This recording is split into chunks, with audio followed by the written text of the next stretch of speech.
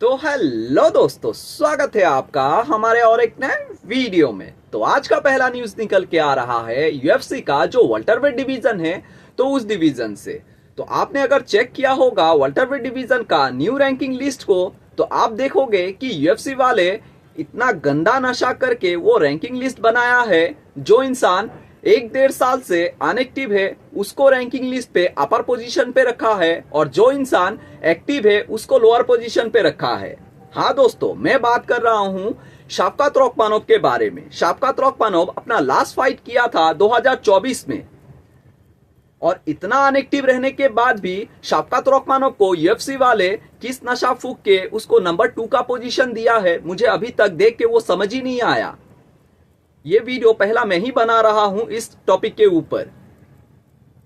शाफकात रखमानोव को नंबर 2 का पोजीशन दिया गया है यूएफसी के तरफ से, और यान गेरी जो इतना एक्टिव है, इतना सारा फाइट जीता है, रिसेंटली उसने बिलाल मोहम्मद को भी हराया है, फिर भी उसको नंबर 3 का पोजीशन पे उतार के रखा है यूएफसी वालों ने। और शाफकात रखमानोव जो इतना अनएक्टिव है उसको नंबर 2 का पोजीशन पे रखा है। चैंपियन तो है आपका इस्लाम मकाचेव, नंबर 1 कंटेंडर है जैक डेला मेडिलिना, और नंबर 2 पे है आपका शाफकात रखमानोव, और नंबर 3 पे है रखा है अभी जाके आपका यान गेरी को। तो ये लिस्ट देख के मुझे कुछ समझ नहीं आया कि किस हिसाब से शाफकात रखमानोव को वो नंबर 2 का पोजीशन दिया है यूएफसी वालों ने।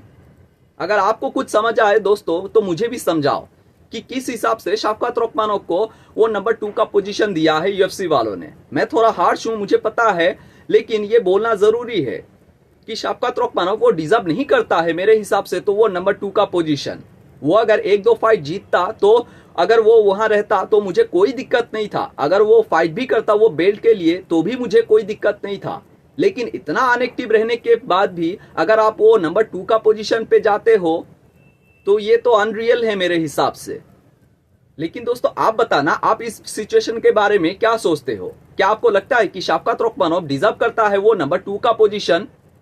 तो अगर हम बात ही कर रहे हैं वो वेल्टरवेट डिवीजन का, तो वेल्टरवेट चैंपियन इस्लाम मकाचेव को हम कैसे भूल सकते हैं?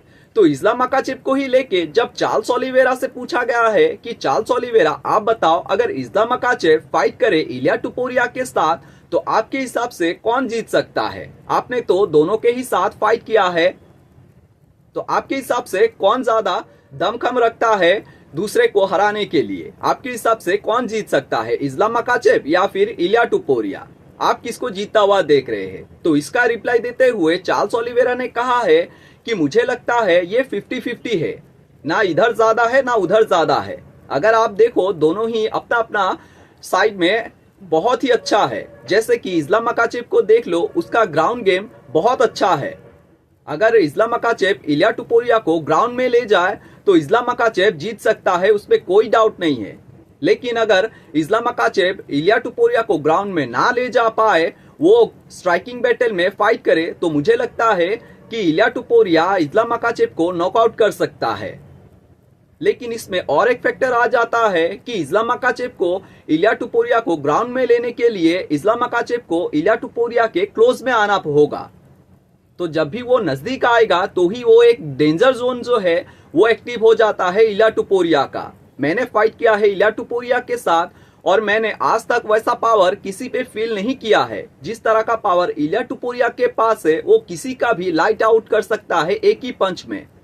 तो वही एक डेंजर जोन है इस्लाम मकाचेव के लिए कि अगर इस्लाम मकाचेव इलिया टुपुरिया को टेक डाउन करने आए तो उसको क्लोज आना होगा, और वही एक टुपुरिया का खासियत होगा कि वो एक पंच लैंड करे और वो नॉकआउट कर दे इस्लाम मकाचेव को।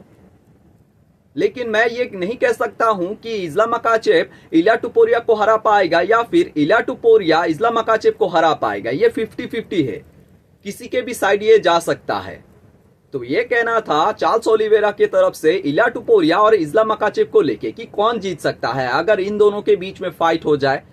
तो ये तो कहना था चार्ल्स ओलिवेरा के तरफ से कि चार्ल्स ओलिवेरा के हिसाब से चार्ल्स ओलिवेरा क्या सोचता है इन दोनों के बारे में कि कौन जीत सकता है।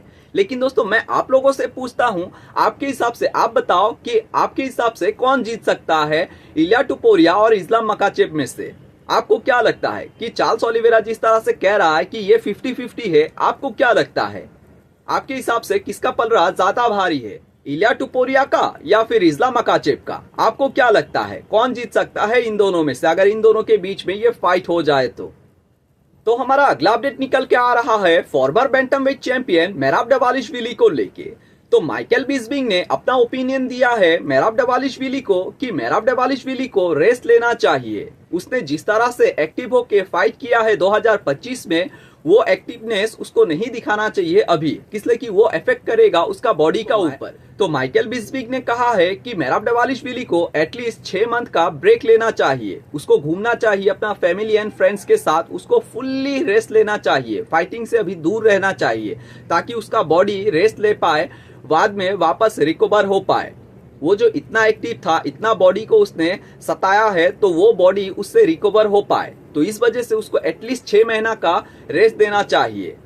और माइकल बिस्बिंग ने यह भी कहा है कि उस दौरान फाइट करे अगर उमर नूरमागोमेदोव पीटर यान के साथ, तो उन दोनों में से जो भी जीते तो उसके साथ आके मेराब दवालिश्विली फाइट करे। तो जो भी जीतेगा उमर और पीटर यान में से, तो वो विनर के साथ फाइट करे मेराब दवालिश्विली आके वो बैंटमवेट चैंपियनशिप के लिए। तो ये कहना था माइकल बिस्बिंग के तरफ से मेराब दवालिश्विली को कि मेराब दवालिश्विली को एटलीस्ट रेस्ट लेना चाहिए 6 मंथ का, उसके बाद अपना बॉडी को हील करके आना चाहिए फाइट करने के लिए। तो इस बारे में दोस्तों आपको क्या लगता है वो भी जरूर हमारे साथ शेयर कीजिएगा कमेंट सेक्शन में। तो हमारा अगला अपडेट निकल के आ रहा है light heavyweight champion Alex Pereira को लेके। तो आप सभी को तो ये पता चल ही गया है कि ट्रेसी कोर्टेस के साथ एलेक्स परेरा है अभी फिलहाल रिलेशनशिप में। तो ट्रेसी कोर्टेस ने एक वीडियो शेयर किया हुआ है अपने सोशल मीडिया हैंडल पे, ये पूछता हुआ एलेक्स परेरा से, जब वो नींद में था, वो नींद से उठा के ट्रेसी कोर्टेस ने पूछा है क्या तुम मुझसे शादी करोगे?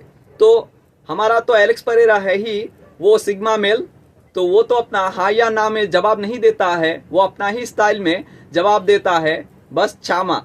तो वो आप देख सकते हो ये वीडियो में कि किस तरह से उसने पूछा है ट्रेसी कोर्टेस ने एलेक्स परेरा से, और एलेक्स परेरा ने किस तरह से उसका जवाब दिया है, एकदम एक सिग्मा मेल जैसा। तो आप देखो ये वीडियो और बताओ दोस्तों आपको कैसा लगा ये वीडियो देख के। Baby, are you gonna want to marry me? Alex! Sim ou não? Sim ou não? Chama. तो हमारा अगला अपडेट निकल के आ रहा है यूएफसी का जो हेवीवेट चैंपियन है टॉम एस्पिनल। तो टॉम एस्पिनल को लेके, तो टॉम एस्पिनल गया था पैडी पिमलेट का ट्रेनिंग कैंप में। आपको पता है कि पैडी पिमलेट का इन फ्यूचर में फाइट होने वाला है वो लाइटवेट डिवीजन का इंटरम चैंपियनशिप के लिए जस्टिन गेची के साथ। तो उसी का ट्रेनिंग कैंप में गया था टॉम एस्पिनल, और टॉम एस्पिनल ने बातों ही बातों में पूछ लिया है पैडी पिमलेट से कि पैडी पिमलेट क्या सोचता है अरमान सारुकियन के बारे में। तो पैडी पिमलेट ने कहा है कि अरमान सारुकियन का वो ग्राउंड गेम ठीक ठाक ही है, कोई उतना खास नहीं है। लास्ट टाइम वो जो फाइट किया था डैन हुकर के साथ, तो डैन हुकर ने भी उसे ऑलमोस्ट चोकआउट कर ही दिया था, वो किसी तरह से बच बचा के आया उससे। तो सोच सकते हो कि उसका ग्राउंड गेम कितना गंदा है। अगर डैन हुकर के जगह मैं होता तो मैं तो उसको वहीं पे चोकआउट करके हरा देता, लेकिन डैन हुकर उतना स्किलफुल नहीं है, इसीलिए वो बच गया है। तो ये कहना था पैडी पिमलेट के तरफ से अरमान सारुकियन को, और पैडी पिमलेट बस इतना में ही नहीं रुका है, पैडी पिमलेट ने तो और भी कुछ कहा है। और अगर आप देखो अरमान सारुकियन का प्रीवियस जो ओपोनेंट सब था उन सब को, तो वो सब एकदम ही बेकार था। उनमें से उसका एक फाइट हुआ था चार्ल्स ओलिवेरा के साथ, तो मुझे नहीं लगता है कि उस फाइट में अरमान सारुकियन जीता था। मुझे लगता है उस फाइट में चार्ल्स ओलिवेरा जीता था उस फाइट को, और बहुत सारा ऐसा फैंस है जिनको भी ये लगता है कि चार्ल्स ओलिवेरा उस फाइट को जीता था, ना कि अरमान सारुकियन जीता था उस फाइट को। उसका जो प्रीवियस ओपोनेंट था, जैसे कि आपका बेनुल डेरुश को ले लो, बेनुल डेरुश वो 48 साल का बुढ़ा है, वो जीत को जीत मायने नहीं रखता है।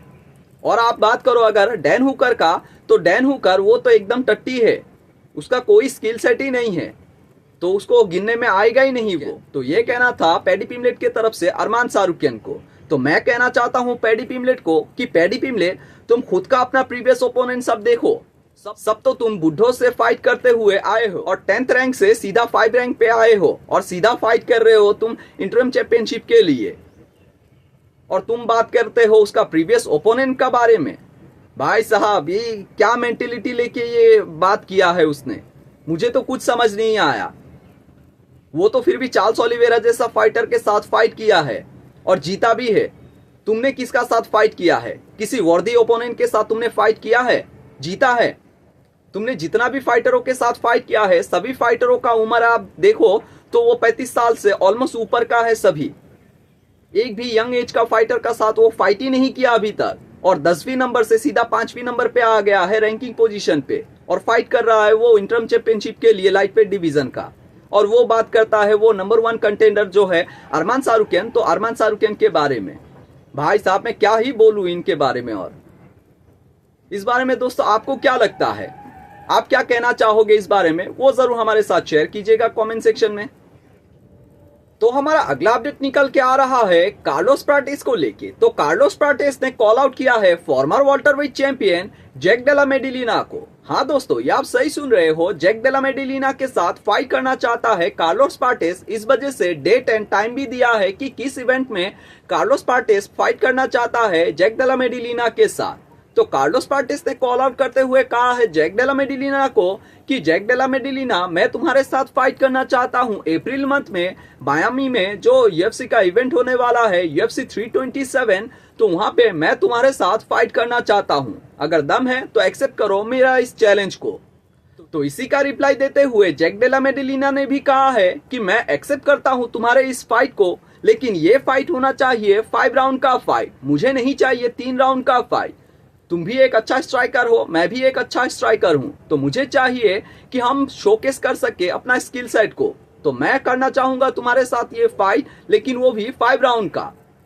तो ये कहना था जैक डेला मेडिलिना के तरफ से कार्लोस प्राटिस को कि जैक डेला मेडिलिना भी रेडी है फाइट करने के लिए कार्लोस प्राटिस के साथ इन फ्यूचर में। तो देखते हैं ये क्या यूएफसी वाले ये फाइट बनाएगा भी या नहीं, लेकिन अगर ये फाइट बना तो ये बहुत ही फन फाइट हो सकता है, इसलिए कि दोनों ही एक अमेजिंग स्ट्राइकर है और दोनों ही स्ट्राइकरों के बीच में ये फाइट देखने में मजा आएगा।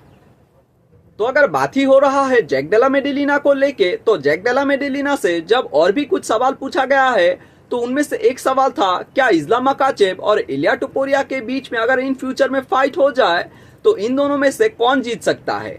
तो जैक डेला मेडिलिना ने कहा है कि मुझे लगता है कि इस्लाम मकाचेव जीत सकता है इलिया टुपोरिया को हरा के, इसलिए कि ये साइज डिफरेंस जो होगा इलिया टुपोरिया और इस्लाम मकाचेव के बीच में वो बहुत ही ज्यादा होगा। इसलिए कि आपको पता है कि इलिया टुपोरिया एक फॉर्मर फेदरवेट चैंपियन था और फेदरवेट चैंपियन वो लाइटवेट चैंपियन भी बना है, लेकिन अगर आप बात करो वो वेल्टरवेट डिवीजन का तो वो मैसिव वेट गैप आ जाता है। तो इस वजह से जैक डेला मेडिलिना को लगता है कि इस्लाम मकाचेव उसके लिए कुछ ज्यादा ही बड़ा होगा, मतलब इलिया टुपोरिया के लिए इस्लाम मकाचेव कुछ ज्यादा ही बड़ा होगा। तो इस वजह से जैक डेला मेडिलिना को लगता है कि इलिया टुपोरिया उसके सामने टिक नहीं पाएगा। लेकिन जैक डेला मेडिलिना ने यह भी माना है कि इलिया टुपोरिया एक बहुत ही स्किल सेट वाला फाइटर है, वो किसी को भी नॉकआउट कर सकता है, लेकिन वो डिफरेंस आ जाएगा वो वेट डिफरेंस में, साइज डिफरेंस में वो बहुत ही डिफरेंस आ जाएगा इन दोनों के बीच में, अगर इन दोनों के बीच में वो फाइट हो जाए तो। लेकिन जेडीएम ने ये भी कहा है कि मैं जरूर देखना चाहूंगा ये फाइट, ये बहुत ही फन फाइट होगा, दोनों ही बेस्ट ऑफ द बेस्ट है, तो मैं तो देखना चाहूंगा। और बहुत सारे ऐसे लोग भी है जो ये फाइट देखना चाहेगा इन दोनों के बीच में। तो हमारा अगला अपडेट निकल के आ रहा है अलेक्जेंड्रे टुपोरिया को लेके। आपको पता है इलिया टुपोरिया का बड़ा भाई है अलेक्जेंड्रे टुपोरिया, और इलिया टुपोरिया जिस तरह का फाइटर है और one of the best boxer है यूएफसी के अंदर, कुछ उसी किस्म का बॉक्सिंग और फाइटिंग स्टाइल है अलेक्जेंड्रे टुपोरिया का भी। तो उसी का शोकेस करता हुआ अलेक्जेंड्रे टुपोरिया ने भी अपने सोशल मीडिया हैंडल पे एक वीडियो फुटेज शेयर किया हुआ है और बताया है लोगों को कि मैं भी कम नहीं हूं। जिस तरह का इलिया टुपोरिया आप देखते हो कि one of the best boxer है यूएफसी के अंदर, कुछ उसी किस्म का अलेक्जेंड्रे टुपोरिया भी है। आप देखो ये वीडियो दोस्तों, और आपको ये वीडियो देख के कैसा लगा वो भी जरूर हमें बताइएगा कमेंट सेक्शन में।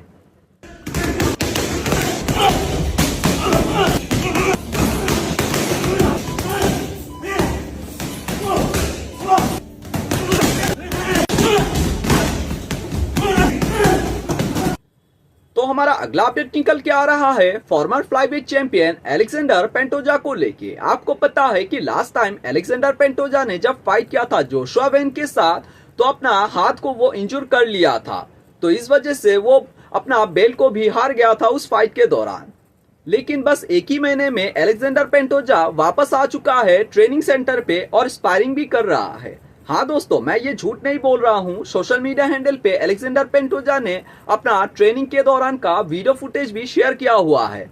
तो आप ये देख सकते हो इस वीडियो फुटेज में कि किस तरह का लग रहा है अलेक्जेंडर पेंटोजा। शायद बहुत ही जल्दी वापस से आप रिटर्न करता हुआ देख सकोगे अलेक्जेंडर पेंटोजा को और फाइट करता हुआ देख सकोगे उस बेल्ट के लिए, वो फ्लाईवेट चैंपियनशिप के लिए वापस से फाइट करता हुआ देख सकोगे। मुझे लगता है कि अलेक्जेंडर पेंटोजा को आप लोग, और होपफुली वो जीत भी जाए। तो आप ये वीडियो देखो दोस्तों पहले अलेक्जेंडर पेंटोजा का।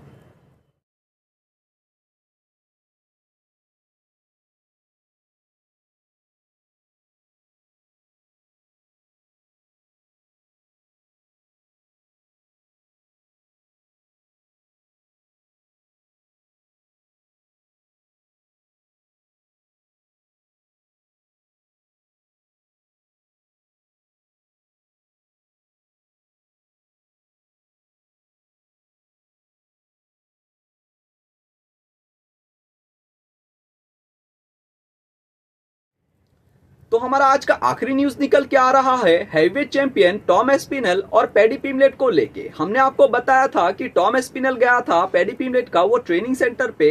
तो वहां पे पैडी पिमलेट से टॉम एस्पिनल ने पूछा है कि पैडी पिमलेट तुम बताओ, क्या तुमको लगता है कि वो मिडिलवेट डिवीजन में हमजा चिमाएव को अभी कोई हरा सकेगा? 2026 में कोई तुमको लगता है कि हमजा चिमाएव को हरा पाएगा?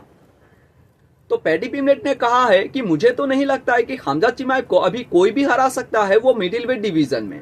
मिडिलवेट डिवीजन में बहुत सारा ऐसे फाइटर है, बहुत सारा स्किलफुल फाइटर है, लेकिन मुझे नहीं लगता है कि हमजा चिमाएव का लेवल का कोई भी है। मुझे नहीं लगता है कि हमजा चिमाएव को कोई हरा के जीत पाएगा वो मिडिलवेट चैंपियनशिप का बेल्ट को। और इसमें हामी भरते हुए टॉम एस्पिनल ने भी कहा है कि मुझे भी लगता है कि हमजा चिमाएव को अभी वो मिडिलवेट डिवीजन में कोई भी नहीं हरा सकता है। नासुरुद्दीन इमामोव भी फाइट करने वाला है वो हमजा चिमाएव के साथ, लेकिन मुझे नहीं लगता है कि वो भी हरा पाएगा हमजा चिमाएव को। हमजा चिमाएव अभी अनस्टॉपेबल है, तो मुझे नहीं लगता है कि उसे कोई हरा पाएगा। तो ये कहना था टॉम एस्पिनल और पैडी पिमलेट के तरफ से हमजा चिमाएव को लेके कि हमजा चिमाएव को कोई हरा पाएगा भी या नहीं 2026 में। तो ये तो कहना था टॉम एस्पिनल और पैडी पिमलेट के तरफ से। लेकिन दोस्तों आपको क्या लगता है, कौन वो पोटेंशियल रखता है मिडिलवेट डिवीजन में जो हरा सके हमजा चिमाएव को? क्या आपको लगता है कि कोई ऐसा पोटेंशियल रखता है फाइटर जो हरा पाएगा हमजा चिमाएव को और जीत पाएगा वो मिडिलवेट चैंपियनशिप का बेल्ट को? तो आपको क्या लगता है दोस्तों, वो जरूर हमारे साथ शेयर कीजिएगा।